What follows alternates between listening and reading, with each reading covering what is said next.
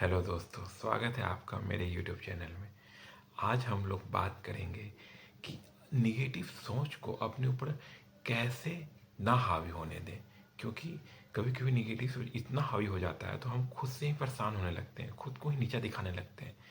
क्यों?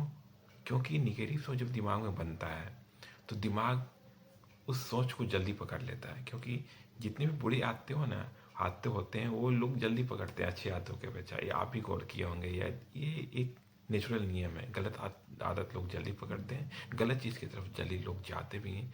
लेकिन पॉजिटिव बने रहना, अच्छी आदतों को अपनाना ये बहुत मुश्किल होता है। इसलिए निगेटिव सोच माइंड भी जल्दी पकड़ता है।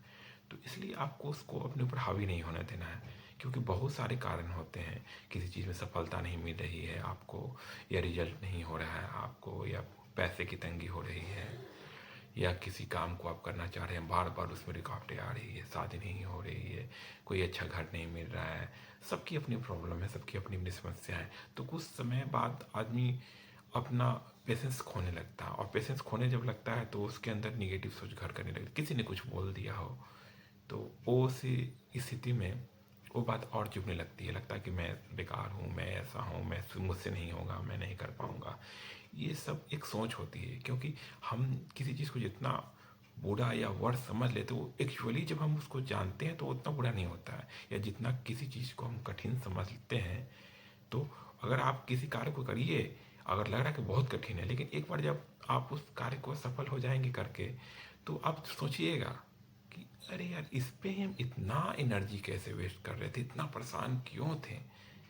क्योंकि जब हम मानसिक रूप से किसी कार्य के लिए सोचते हैं ना, तो हमें डर, भय, बहुत तरह की चिंताएं, समाज की चिंताएं, अपनी चिंताएं, जिम्मेदारी सताने लगती है। इसी तरह में निगेटिव थॉट आने लगते हैं और वो माइंड को पूरी तरह से डिस्ट्रैक्ट कर देता है। लेकिन एक्चुअली में उतना हार्ड नहीं होता है वो कार्य। इसलिए इस चीज़ से बचने के लिए बहुत सारे अच्छे अच्छे उपाय हैं। क्योंकि किसी पॉजिटिव बात को ही हमेशा आप अपने दिमाग में रखें। जैसे कि रिजल्ट नहीं हो रहा है आपका किसी एग्ज़ाम में, तो सोचिए आप ऐसा कि मेरा बहुत अच्छा रिजल्ट हो गया। ऐसा सोचिए। सबकॉन्शियस जो दिमाग का होता है ना, उसको आप बार बार याद दीजिए। आप नहीं कुछ कर पा रहे, फिर भी अपना परिश्रम तो करते रहिए। परिश्रम करना नहीं छोड़ना है आपको, पढ़ाई अच्छी तरीके से करना है। लेकिन माइंड को दिन में 10-12 बार रिमाइंड कराते रहिए, मैं अच्छी जॉब पे चला गया हूँ, सफल हो गया हूँ। अगर किसी को पैसे की तंगी है तो वो ये बोले कि मेरे पास बहुत सारा पैसा है, मेरे पास बहुत सारा धन है, लोग मेरे पे धनों की वर्षा कर रहे हैं, चारों तरफ से खूब सारा पैसा आ रहा है। ऐसा मन को समझाते रहें बार बार। ये आप कहीं शांत कमरे में बोल भी सकते हैं। नहीं तो अगर कहीं भीड़ भाड़ इलाका में है, या कहीं ऐसे इलाका में जहाँ बोल नहीं सकते, तो मन में ऐसा आंख बंद करके 2-3 बार गहरी सांस लीजिए। और गहरी सांस लेके थोड़ा मन जब शांत लगे तो ऐसे ऐसे मन को डायरेक्ट है कि तुम बहुत अमीर हो, तुम बहुत खुशहाल हो। जिसको जो चाहिए, जिस किसी को, सबकी अपने पर, किसी को घर चाहिए तो वो अपना ऐसा बोल सकता है दिमाग को। इस तरह से दिमाग में पॉजिटिव थॉट को भरना पड़ता है। क्योंकि पॉजिटिव थॉट जब बढ़ेगा तो दिमाग उसी दिशा में निर्देश देना लगेगा। जब निर्देश देने लगेगा तो आप उस दिशा की ओर जाने लगोगे। उस दिशा की ओर जाओगे तो फिर वो कार्य होने की, वो चीज़ आपको मिलने की संभावना बढ़ने लगती है।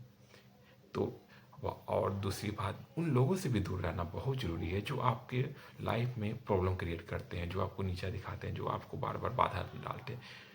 दोस्त हो सकते हैं, फैमिली मेम्बर हो सकते हैं, बहुत सारे ऐसे कलीग हो सकते हैं, ऑफिस में हो सकते हैं, क्लास में हो सकते हैं, कहीं कोई आपका बहुत ऊपर कोई जॉब कर रहे हैं तो कोई ऊपर का अधिकारी हो सकता है। कोई भी आपको डिमोटिवेट करेगा या आपको कोई चीज़ बोलेगा।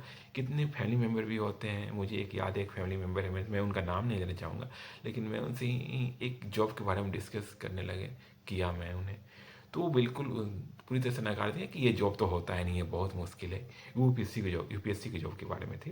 मैं उनसे बात करता, बिल्कुल सीधे सीधे वो नकार दिए मुझके। तो फिर वैसे लोगों से भी दूर रहना बहुत ज़रूरी है।